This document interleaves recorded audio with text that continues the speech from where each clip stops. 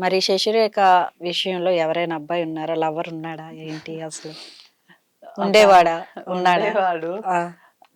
ఒక అబ్బాయిని నేను లవ్ చేశాను. హ్మ్. సో, అన్నీ నాకు ఆ అబ్బాయేమో అనుకున్నాను గానీ, ఆ అబ్బాయి వేరే అమ్మాయితో రిలేషన్‌లో ఉండడం అనుకున్నా. హ్మ్. సో, ఆ అబ్బాయి నన్ను రిజెక్ట్ చేశాడు. నేను ఆ అబ్బాయితో చాలా ఇష్టపడ్డా. 2, 3 ఇయర్స్ బాగా రిలేషన్‌లో ఉన్నా. హ్మ్. మంచిగా కనెక్ట్ అయ్యాను.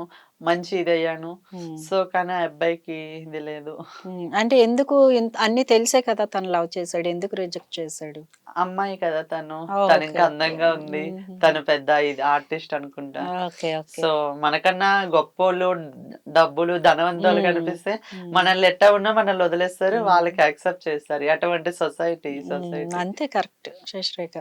అయితే నువ్వు వదిలేసిన తర్వాత ఆ ఫీలింగ్‌ని ఎలాగ తీసుకోగలిగావు? నేను వదిలేసిన తర్వాత నా ఫ్రెండ్స్ ఎవరైతే అంజలి, హ్మ్. చందన ఉన్నారో, నా చందన మమ్మీ, అంజలి అక్క అయితారు.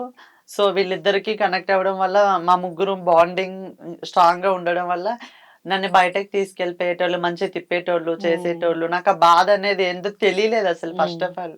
ఒక బ్రేకప్ అంటే నేను ఎలానో ఫీల్ అయిపోతారేమో సొసైటీ అవును. బయట అదర్ పర్సన్‌కైనా తట్టుకోలేరు కదా! తట్టుకోలేరు. బాగా ఎమోషనల్ అయిపోయి బాండింగ్ అయిపోతారేమో అనుకున్నా.